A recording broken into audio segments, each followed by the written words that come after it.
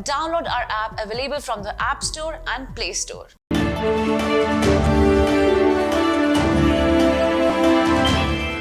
and welcome to Medical Dialogues. I'm Roshni. Let's look at today's daily bulletin.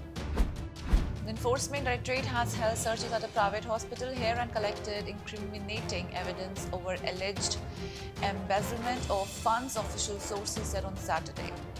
The ED officials also questioned a few persons, including some former administrators of NRI Medical College and Hospital at Mangalagiri. There was no immediate comment from the hospital regarding the searches. No arrests were made in the case, but the ED officials questioned a former director and ex-chief financial officer, among others, on Friday and Saturday over the alleged scam.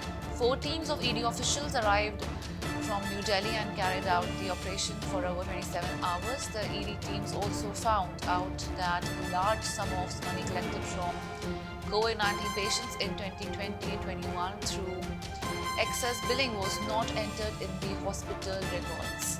The official sources said this amount could be about rupees 25 crore. A Binami company was used to divert loans to the tune of rupees 40 crore taken in the name of SC and ST beneficiaries for constructing warehouses. The sources said there was no construction nor were the loans repaid. After AIIMS Delhi, another center-run Safdarjung Hospital became the victim of the cyber attack. The Safdarjung Hospital officials said that, unlike the AIIMS cyber attack, the Safdarjung Hospital was not a ransomware attack and that the hospital's IP was blocked. According to the officials, the hospital runs OPD services manually, therefore it had not been severe. The Vardhaman Mahavir Medical College and Safdarjung Hospital officials on Saturday said the hospital was under a cyber attack, but the damage was not as severe as it had been for the AIIMS hospital.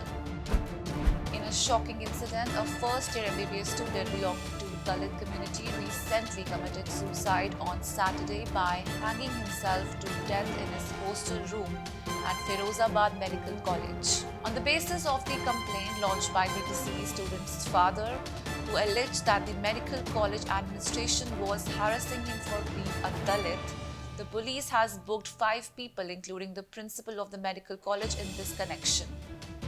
Apart from the college principal, Dr. Sangeeta Neja, controller of examination Gaurav Singh, hostel wardens and computer operator Ayush Jain have also been booked by the police.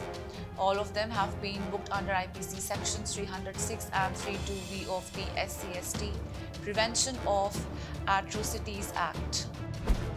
The National Consumer Disputes Redressal Commission has exonerated a doctor and a Chennai hospital from charges of medical negligence in obesity treatment by bariatric surgery of a patient who eventually died.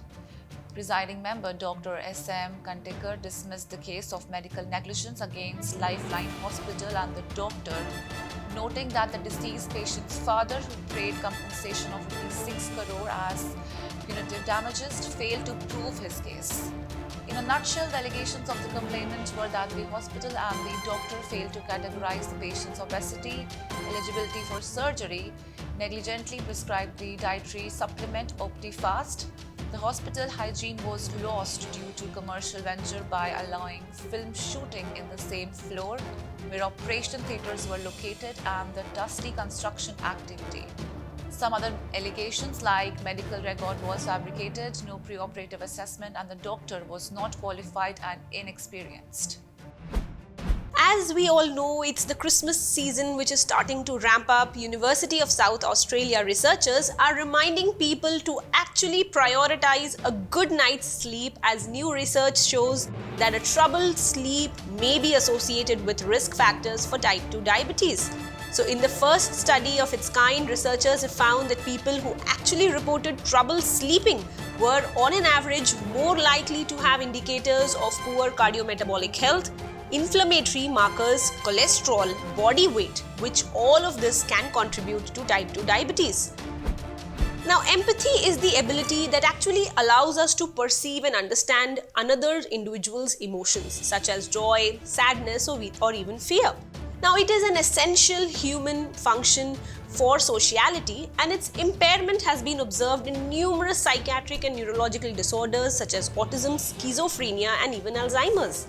Now, the Center for Cognition and Sociality within the Institute for Basic Sciences in South Korea has discovered the underlying neural mechanism that actually allows us to feel the feeling of empathy. The group's study on mice hinted that empathy is induced by the synchronized neural oscillations in the right hemisphere of the brain, which actually allows the animals to perceive and share each other's fear. Observational fear, which is a rodent model for emotional contagion, is the basic form of effective empathy. So this model has been well established and is frequently used for studying the neurobiology of empathy. Now, rates of heart failure associated with the growing illicit use of the stimulant drug methamphetamine, or meth for short, are rising worldwide and now affect a wide range of socio-economic and racial groups. This finds a review of the available evidence that is published online in the Heart Journal. Meth heart failure is also more severe than that experienced by those who don't use the drug and warrants increased public awareness and availability of treatment for meth addiction to stem the rising tide of those who are affected. Previously published research shows that the use of this drug, also popularly known as the crystal meth, ice, and speed, is associated with serious health problems including high blood pressure, heart attack, stroke, and even sudden death. That's all for today. Stay tuned to Medical Dialogues for latest updates. Never miss a medical update from Medical Dialogues. Like, subscribe, and press the bell icon.